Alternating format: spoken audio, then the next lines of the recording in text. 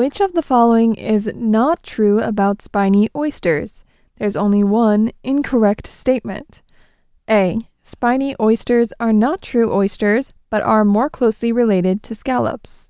B. Eating a spiny oyster at the right time of year can make you feel like you're flying. Or C. Spiny oysters are not spiny. It may not be the one you're thinking of. Keep listening to Formosa Fauna to find out. Spend the next 20 minutes feeding your brain with Formosa Fauna so you can learn all about the animal kingdom and become smarter than all of your friends.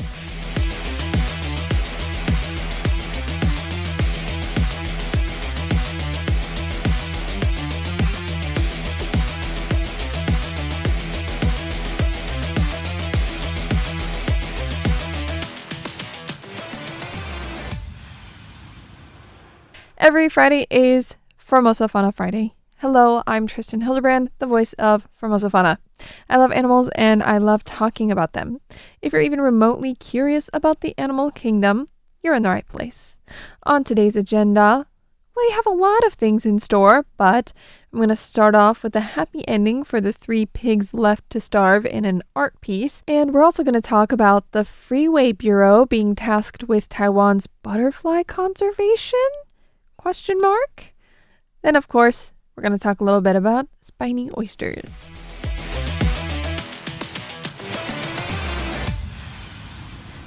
Three piglets, part of a controversial art installation in Denmark designed to highlight the suffering caused by mass meat production, have been stolen, the artist confirmed last Wednesday.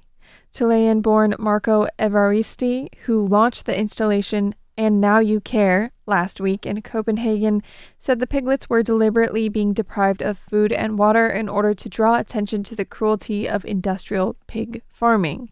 The piglets, named Lucia, Simon, and Benjamin, were intended to starve to death as a part of the exhibit. However, in a surprising turn, Evaristi revealed that the animals had been taken by animal rights activists with assistance from his close friend, Caspar Steffensen. We have a quote from Evaristi himself saying, "I reported the piglets as stolen to the police on Saturday and had to shut down the exhibition. I was devastated when Caspar told me on Tuesday that he had been involved in the theft. At first, I was angry, but after thinking it over, I realized the piglets would at least have a better life now." Copenhagen police confirmed the theft, stating that they had received reports regarding missing animals. Evaristi's exhibition, which featured the piglets housed in a cage made from shopping carts, was meant to raise awareness about the ethical issues surrounding modern pig farming in Denmark. Animal Protection Denmark has pointed out that in the Danish pig industry, sows often produce litters of up to 20 piglets, but only have 14 teats, forcing the piglets to fight for nourishment, resulting in starvation for many. Despite the intent to raise awareness, several animal rights groups criticized Evaristi's approach, asserting that while they supported initiatives to spotlight animal cruelty, they could not endorse subjecting animals to such suffering. Steffensen, moved by his 10-year-old daughter's plea to save the piglets, said he could not bear the thought of the animals dying in pain. He said, quote, "When I was approached by an activist to help rescue the piglets, I agreed to help them sneak into the gallery and remove the pigs on Saturday." Initially, Steffensen planned to keep the rescue operation a secret, but when the animal advocacy group De Glemt Dansk announced that it had freed the piglets, the news became public. Evaristi, meanwhile, is already planning ways to continue his exhibition. He is considering presenting dead piglets from meat processing plants or purchasing new piglets to auction off with the promise of giving them a better life. He said, "I've received a lot of hate messages from around the world, but I don't think people understand that my art is meant to bring attention to animal rights." And attention is certainly what he got. Albeit through a very unconventional way, he was successful in getting people to talk about and pay attention to these things.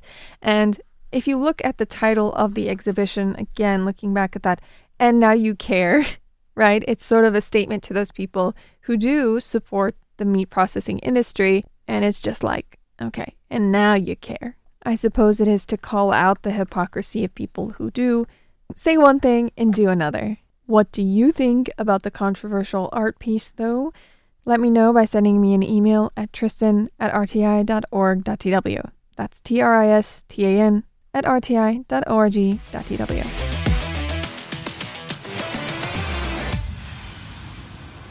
In the January-February edition of Taiwan Review, I ran across a fascinating piece on slowing down for butterflies in Taiwan to speed up their conservation. Authored by Nai Li, it talks about how Taiwan may be the only country in the world where the Ministry of Transportation and Communications has responsibility for butterfly conservation. Twice a year, a 200-kilometer butterfly migration by 4 species of purple crow butterflies takes place, where they fly down the length of Taiwan from north to south, then back again. During this process, up to 200,000 insects flutter across the freeway. Because the northward leg tends to line up with a national holiday in Taiwan, the Tomb Sweeping Day, there is also a significant amount of traffic out on the streets around that time. So the Freeway Bureau is tasked with protecting the butterflies. Mainly, they have 3 protective schemes in place. First, freeway lane closure. When the butterfly count reaches 250 per minute, counted manually by the Freeway Bureau staff, they will close a northbound section of National Freeway number 3. Second, their second protective scheme includes planting native tree species to form a continuous line along the freeway embankment. Some of these trees were planted back in 2007. A lot of them are now mature, and more have been added as the years go by. Third, they put up netting fences along the sides of the freeway. At about 4 meters tall, the barriers help ensure that the butterflies fly high enough to avoid the cyclonic air movement generated by the vehicles. With all 3 measures in place, the butterflies are more protected, and drivers who could be distracted by them are as well. Do check out Nai Li's piece in the Taiwan Review, as it has a lot more information and details. Swiss police announced on Saturday that they had successfully solved a kidnapping case involving 2 dogs and a ransom demand of 1 million Swiss francs, or a little over $1 million US. According to local police, 2 Bolonka dogs were stolen from the home of a 59-year-old man in Schlieren while the owner was away last week. Upon returning, the man found the dogs missing and discovered a ransom note demanding money for their release. Instead of paying the ransom, the man, whose identity has not been disclosed in accordance with Swiss privacy laws, contacted the police. In their investigation, authorities arrested a 30-year-old Norwegian man at the airport who is strongly suspected of being involved in the theft. With the help of international cooperation, police in Poland were able to track down and apprehend a 38-year-old suspect as well. The kidnapped Bolonkas were recovered and returned safely to their owner by Friday. Swiss police confirmed that the Norwegian man remains in custody in Switzerland, while Polish authorities continue to investigate the individual detained in Poland. The Bolonka is a small toy breed originally from Russia, with a price tag that can reach several $1,000s per dog.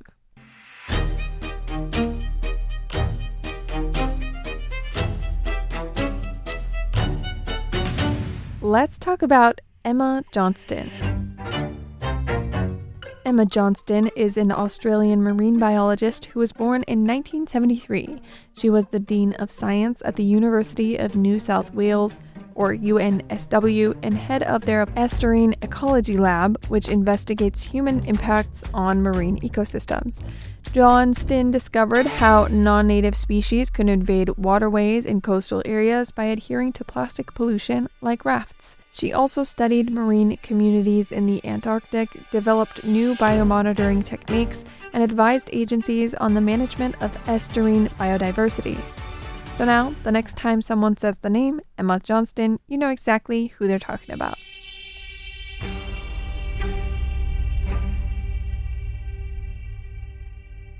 Taiwan is an island that is 70% covered by mountains, lakes, and jungle. Taiwan's early connections to the Pacific and Southeast Asia are well established and are the basis for seeing Taiwan as an ocean nation.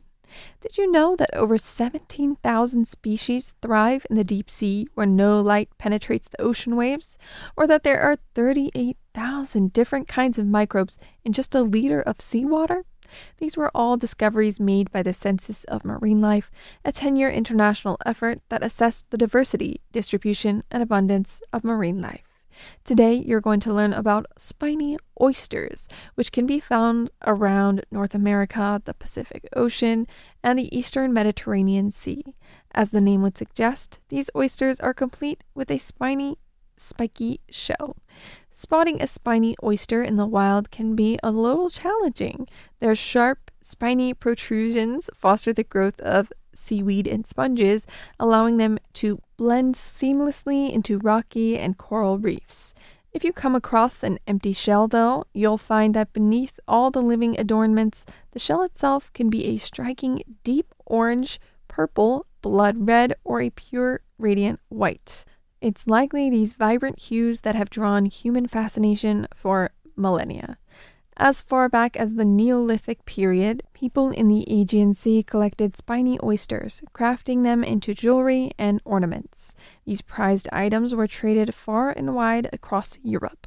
In the Bulgarian city of Varna, an ancient burial site dating back about 6,500 years ago was uncovered, containing hundreds of graves, including that of a community leader. Among the leader's wealth of gold jewelry was a bangle made from a single spiny oyster shell. Intriguingly enough, it looked like it had been intentionally broken into two and then repaired with ornamental gold plating, although I'm not exactly sure how they would be able to tell that it had been intentionally broken. Spiny oyster artifacts have also been discovered in ancient graves across a wide area, from Ukraine and the Balkans to Hungary, Poland, Germany, and France. These items include beads, buttons, pendants, and belt buckles. The popularity of these shells grew during the Copper Age, but around 3,000 years ago, they suddenly disappeared from the archaeological record. Meanwhile, far across the globe, other species of spiny oysters were being traded and valued by ancient civilizations. Archaeologists have traced the shells, along with their images and ceramic replicas, through the cultures of the Aztecs, Mayans, and Incas. Like their European counterparts, these shells were carved into beads and jewelry. Whole spiny oysters were even placed in graves, such as the 200 large shells found in a tomb in Peru, built by the Lambayeque culture around 1000 CE. Despite their name, spiny oysters are not true oysters, but are more closely related to scallops. They have been consumed since ancient times, possibly even as part of a shamanic ritual. Archaeologists believe that ancient Andean priests may have deliberately eaten contaminated oysters for their psychotropic effects. During a red tide, when toxic plankton blooms in the sea, eating an oyster can lead to a paralytic shellfish poisoning, a condition that causes numbness, euphoria, and sometimes a sensation of flying.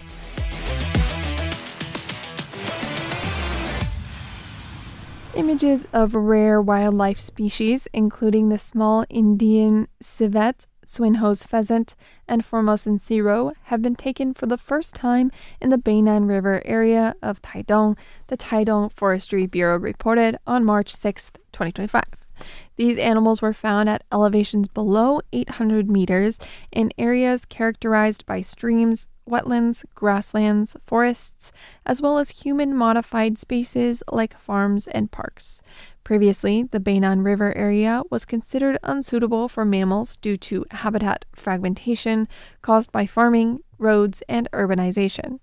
However, recent footage of these species in the region marks a significant ecological milestone, showing the area's evolving environmental health. This discovery is part of ongoing efforts to enhance Taidong's green network, including 6 conservation corridors like the Beinan River Conservation Area. A primary goal for the Beinan River Corridor is to reconnect fragmented habitats, creating wildlife pathways that promote biodiversity. These ecological corridors allow animals to safely traverse areas without the threat of traffic.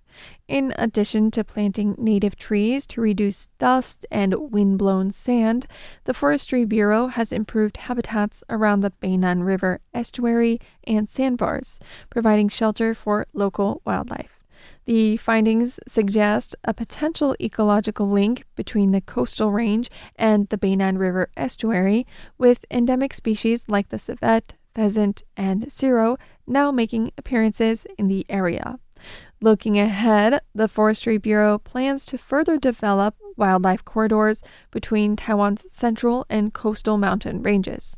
The Bureau also aims to continue its ecological restoration efforts, planting native trees and grasses to create safer, more suitable habitats for wildlife.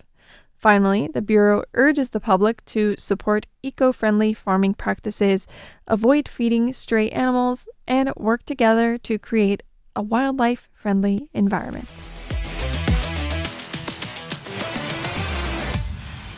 We had some more current events relating to animals in the news this week, and this was previously reported on by Amber Hatfield on March 11th. So while this is very interesting, I put it sort of later in the episode just in case you missed it, because it's already been in the news here on RTI.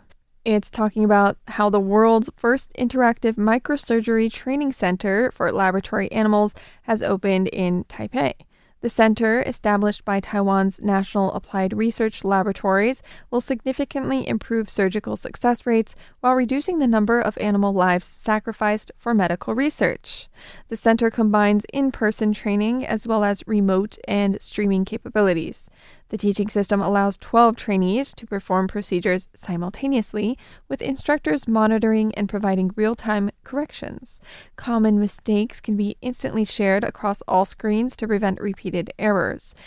They have also developed bionic teaching aids such as skin and blood vessels, allowing beginners to practice before using live animals for surgery and greatly reducing the sacrifice of experimental animals during teaching and training. The lab director says these practices have led to a nearly 100% survival rate for lab mice after surgery compared to previous success rates of less than 80%. Spearheading the initiative was Dr. Chen out of University of California, Davis, who says he had the idea to open the facility 2 years ago. He stresses that although some people may think a mouse is not worth much, it is still a life.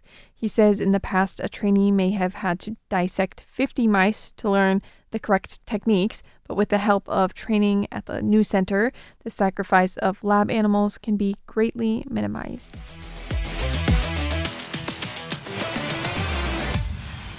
In Taiwan, there is an ongoing battle against traps that are laid out in wooded areas.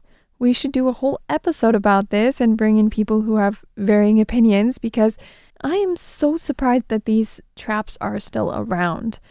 These traps are a huge cause of injury to native species, including leopard cats and Formosan black bears, but also to domesticated cats and dogs as well, which often requires them to get limbs amputated, and that's usually in the best of cases because a lot of these go undiscovered and sort of suffer and die while they're still in the trap. Proposals to get these traps completely removed or banned have been rejected, citing concerns that it would affect the hunting rights of indigenous people and the needs of farmers in preventing crop damage caused by wild animals. We'll have to dig more into that topic in another episode. Have you ever had any memorable experiences with an animal? Whether it's an observation or interaction or the stories you could share as a pet owner, I want to hear about it. If you're a fan of snail mail, please send me letters via the post. And if you're more digital, please send me an email. Send letters to the number 55 Bei'an Road address in Taipei, Taiwan. For Radio Taiwan International, you can look that up online and find it pretty easily. If you're sending an email, send that to tristan@rti.org.tw. That's tristan@rti.org.tw. Making it to the end of an episode makes you a Formosa Fauna friend. It's not gross, it's cute. Thank you for tuning in, friend. All animals require enrichment, and Formosa Fauna is just that. After all, we're all just a bunch of wild animals. See you next time for Formosa Fauna Fridays here on Radio Taiwan International.